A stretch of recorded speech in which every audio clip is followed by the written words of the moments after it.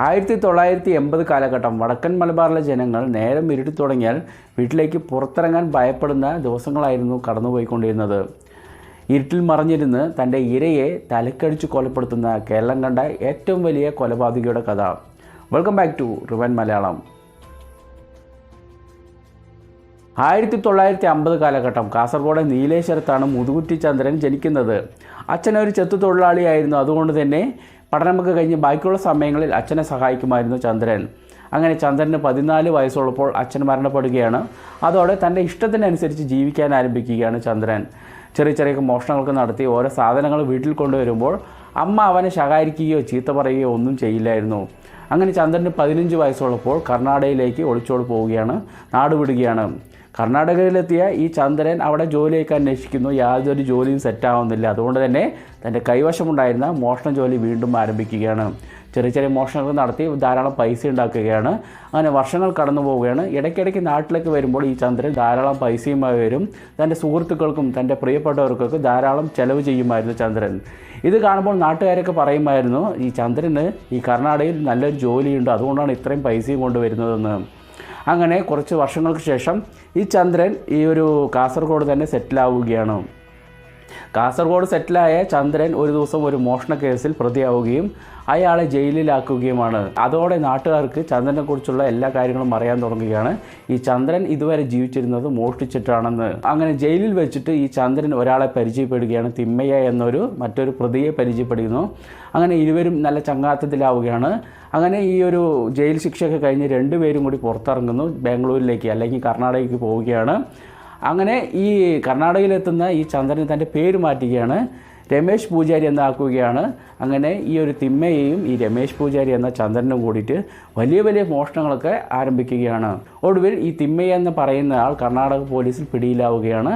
പിന്നീട് ഈ ഒരു ചന്ദ്രൻ വീണ്ടും ഒറ്റയ്ക്ക് തന്നെ മോഷണങ്ങളൊക്കെ ആരംഭിക്കുകയാണ്. പിന്നീടാണ് മുതുകുറ്റി ചന്ദ്രൻ റിപ്പർ ചന്ദ്രനായി മാറുന്നത്. പകൽ സമയങ്ങളിൽ ചുറ്റുമുള്ള വീടുകളൊക്കെ നിരീക്ഷിക്കും. പ്രധാനമായിട്ടും ഒറ്റപ്പെട്ട് കിടക്കുന്ന വീടുകളും ഈ റെയിൽവേ സ്റ്റേഷനോട് ചേർന്ന് കിടക്കുന്ന ചെറിയ ചെറിയ വീടുകളൊക്കെ നോക്കി വയ്ക്കുന്ന ചന്ദ്രൻ അർദ്ധരാത്രിയാകുമ്പോൾ ചെരുപ്പൊന്നുമില്ലാതെ ആ വീടുകളിലെത്തി അവിടെയുള്ളവരെ ചുറ്റിക്കടിച്ചോ പിക്കാസ് കൊണ്ട് തലക്കടിച്ചോ കൊലപ്പെടുത്തുമായിരുന്നു.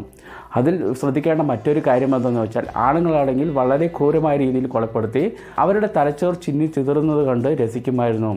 അതുമാത്രമല്ല, സ്ത്രീകളാണെങ്കിൽ സ്ത്രീയാണെങ്കിൽ ആ സ്ത്രീയെ കൊലപ്പെടുത്തിയ ശേഷം, തലക്കടിച്ച് കൊലപ്പെടുത്തിയ ശേഷം അവരെ ലൈംഗികമായി ഉപദ്രവിക്കുമായിരുന്നു ഈ റിപ്പർ ചന്ദ്രൻ. അങ്ങനെ കർണാടകയിൽ വെച്ച് 2 കൊലപാതകങ്ങൾ നടത്തുകയാണ് ഈ റിപ്പർ ചന്ദ്രൻ. പോലീസ് പിടിയിലാകുമെന്ന് വിചാരിച്ച റിപ്പർ ചന്ദ്രൻ വീണ്ടും നാട്ടിലേക്ക് കാസർഗോഡിലെത്തുകയാണ്. കാസർഗോഡെത്തിയ റിപ്പർ ചന്ദ്രൻ തൊട്ടടുത്ത മാസം തന്നെ ഈ കാസർഗോഡുള്ള ഒരു കുടുംബത്തിലെ 3 പേരെ പിക്കാസ് കൊണ്ട് തലക്കടിക്കുകയാണ്.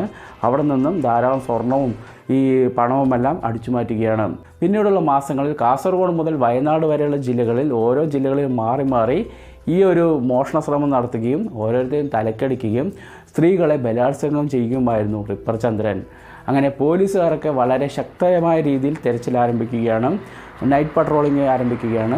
അന്നത്തെ മുഖ്യമന്ത്രിയായിരുന്ന EK നായരുടെ നേതൃത്വത്തിൽ പല ജില്ലകളിലും യുവജനങ്ങളെ കൂട്ടി ഒരു സംഘടനയുണ്ടാക്കുകയും രാത്രികാലങ്ങളിൽ ഒറ്റയ്ക്ക് താമസിക്കുന്ന വീടുകൾക്ക് ചുറ്റും കാവലേർപ്പെടുത്തുകയും അതുമാത്രമല്ല ഈ ഒരു കുറ്റവാളിയെ കണ്ടുപിടിക്കാനുള്ള ശ്രമങ്ങൾ നടത്തുകയുമാണ്. പക്ഷേ യാതൊരു ഫലവും ഉണ്ടായില്ല. അങ്ങനെ ഇരിക്കെ ഒരു ദിവസം നൈറ്റ് പട്രോളിങ്ങിന് ഇറങ്ങിയ തളിപ്പറമ്പ് പോലീസ് ഒരു ബസ്സിലുണ്ടായിരുന്ന മുഴുവൻ പേരെയും സ്റ്റേഷനിലേക്ക് കൊണ്ടുപോവുകയാണ്. അവരെ ചോദ്യം ചെയ്യുകയാണ്. അവരുടെ ഫിംഗർ പ്രിൻ്റൊക്കെ ശേഖരിക്കുകയാണ്. അങ്ങനെ അവരെ അന്നത്തെ ദിവസം ലോക്കപ്പിലാക്കുകയാണ്. പിറ്റേ ദിവസം വിടാമെന്ന് വിചാരിച്ചാണ് അവർ ലോക്കപ്പിലാക്കുന്നത്. പിറ്റേ ദിവസമാകുമ്പോൾ കർഷക സമരത്തിൻ്റെ ഭാഗമായി ധാരാളം നേതാക്കളെ തളിപ്പറമ്പ് പോലീസ് അറസ്റ്റ് ചെയ്യുകയും അവരെ ഈ ഒരു സ്റ്റേഷനിലേക്ക് കൊണ്ടുവരികയാണ്. പക്ഷേ ലോക്കപ്പിൽ ധാരാളം ആളുകളുണ്ടായിരുന്നാൽ തന്നെ ഇവരെ അവിടെ പാർപ്പിക്കണമല്ലോ. അതുകൊണ്ട് ആ തലേദിവസം ലോക്കപ്പിലുണ്ടായിരുന്ന മുഴുവൻ പേരെയും മോചിപ്പിക്കുകയാണ്. പക്ഷേ ആ ഒരു കൂട്ടത്തിൽ റിപ്പർ ചന്ദ്രൻ ഉണ്ടായിരുന്ന കാര്യം പോലീസുകാർക്ക് അറിയില്ലായിരുന്നു. പുറത്തിറങ്ങുന്ന റിപ്പർ ചന്ദ്രൻ അന്നേ ദിവസം താൻ തീരുമാനിച്ചുറപ്പിച്ച പോലെ തന്നെ ഒരു വീട്ടിലെത്തുകയാണ്. ആ വീട്ടിലുണ്ടായിരുന്നത് ഒരു സ്ത്രീയും ആ സ്ത്രീയുടെ 6 വയസ്സുള്ള മകളുമായിരുന്നു. അങ്ങനെ റിപ്പർ ചന്ദ്രൻ ആ സ്ത്രീയെ തലക്കടിക്കുകയാണ്. ഇതൊക്കെ കാണുന്ന ആ സ്ത്രീയുടെ 6 വയസ്സുള്ള മകൾ ഭയപ്പെട്ട് ഈ പിന്നിലുള്ള വാതിലൂടെ പുറത്തേക്ക് പോവുകയും ഒരു മരത്തിൻ്റെ സൈഡിലിരുന്ന് തൻ്റെ അമ്മ എന്താണ് അവർ ചെയ്തതെന്ന് നോക്കുകയുമാണ്.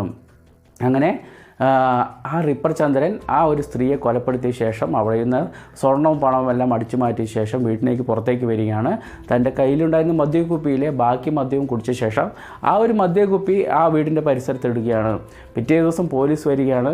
ആ കുട്ടിയോട് നടന്ന കാര്യങ്ങളൊക്കെ ചോദിക്കുമ്പോൾ ആ കുട്ടി വിശദമായ കാര്യങ്ങൾ പറയുകയാണ്. അങ്ങനെ ആ ഒരു കുപ്പിയിലെ ഫിംഗർ പ്രിൻറ്റ് പരിശോധിക്കുകയാണ് പോലീസുകാർ. ഈ ഒരു ഫിംഗർ പ്രിൻറ്റ് ഈ ഒരു സ്റ്റേഷനിലുള്ള ഫിംഗർ പ്രിൻറ്റുകളുമായി യോജിച്ച് പോകുന്നുണ്ടോ എന്ന് പരിശോധിക്കുമ്പോൾ അവിടെ ഉണ്ടായിരുന്ന ഒരു ഫിംഗർ പ്രിൻറ്റ് യോജിക്കുന്നതായി കാണുന്നു.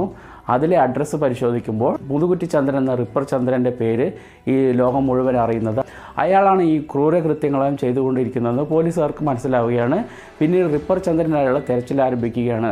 ആദ്യമായിട്ട് കാസർഗോഡ് അന്വേഷിക്കുന്നു, പിന്നീട് കണ്ണൂർ അന്വേഷിക്കുന്നു, കോഴിക്കോട്, വയനാട്, അങ്ങനെ ഓരോ ജില്ലകളിലും അന്വേഷിക്കുമ്പോൾ റിപ്പർ ചന്ദ്രനെ കിട്ടുന്നില്ല. അങ്ങനെ അയാൾ താമസിച്ചിരുന്നു, ജോലി ചെയ്തിരുന്നു വിശ്വസിക്കപ്പെടുന്ന കർണാടകയിലേക്ക് പോവുകയാണ്. അതിനിടയിൽ തന്നെ തൻ്റെ 14ാമത്തെ കുറ്റകൃത്യവും ചെയ്തു തീർത്തിരുന്നു റിപ്പർ ചന്ദ്രൻ. അങ്ങനെ 1986 റിപ്പർ ചന്ദ്രൻ പോലീസ് പിടിയിലാവുകയാണ്. പിന്നീടുള്ള 4 വർഷക്കാലം കണ്ണൂരിലെ ഏകാന്ത തടവിലായിരുന്നു റിപ്പർ ചന്ദ്രൻ. അതിനിടയിൽ ഒരു ദിവസം റിപ്പർ ചന്ദ്രൻ്റെ അമ്മ റിപ്പർ ചന്ദ്രനെ കാണാനെത്തുകയാണ്. അമ്മയെ കണ്ടപ്പോടെ ആകെ റിപ്പർ ചന്ദ്രൻ കെട്ടിപ്പിടിക്കുകയാണ്. പിന്നീട് അമ്മയെ ഞെക്കുകയാണ്, നല്ല വലിച്ചു മുറുക്കില്ലേ അതുപോലെ മുറുക്കുകയും അമ്മയുടെ ചെവിയെ കടിച്ചു പറിക്കുകയുമാണ്. അങ്ങനെ പോലീസുകാരൊക്കെ കൂടി ഈ രണ്ടുപേരെയും മാറ്റുമ്പോൾ പോലീസുകാർ ഈ റിപ്പർ ചന്ദ്രനോട് ചോദിക്കുകയാണ്, നീ മരിക്കാൻ പോകുകയല്ലേ, എന്നിട്ടും എന്തിനാണ് ഈ ഒരു കുറ്റകൃത്യമൊക്കെ ചെയ്യുന്നത് എന്ന് ചോദിക്കുമ്പോൾ ആ ഒരു റിപ്പർ ചന്ദ്രൻ പറഞ്ഞ ഉത്തരം ഇതായിരുന്നു, ഈ ഒരു സ്ത്രീ കാരണമാണ് ഞാൻ ഒരു അവസ്ഥയിലെത്തുന്നത്. അതിന് കാരണം എന്താണെന്ന് പോലീസുകാർ ചോദിക്കുമ്പോൾ അയാൾ പറയുകയാണ്, ചെറുപ്പകാലങ്ങളിൽ ഞാൻ ചെറിയ ചെറിയ മോഷണങ്ങളൊക്കെ നടത്തി ഓരോ വസ്തുക്കളൊക്കെ വീട്ടിൽ കൊണ്ടുവരുമ്പോൾ ഈ അമ്മ എന്നെ തല്ലുകയോ ശകാരിക്കുകയോ ചീത്ത പറയുകയോ ഒന്നും ചെയ്യുമായിരുന്നില്ല. അങ്ങനെ ചെയ്തിരുന്നെങ്കിൽ ഞാൻ നല്ലൊരു മനുഷ്യനായേനെ, എനിക്ക് ഈ ഒരു അവസ്ഥ വരില്ലായിരുന്നു എന്ന് പറയുകയാണ് ഈ റിപ്പർ ചന്ദ്രൻ. കാര്യങ്ങൾ എന്തൊക്കെയാണെങ്കിലും 1991 ജൂലൈ 6 കേരളത്തെ വിറപ്പിച്ച റിപ്പർ ചന്ദ്രൻ എന്ന ക്രൂര കൊലപാതകിയെ തൂക്കിക്കൊല്ലുകയാണ്.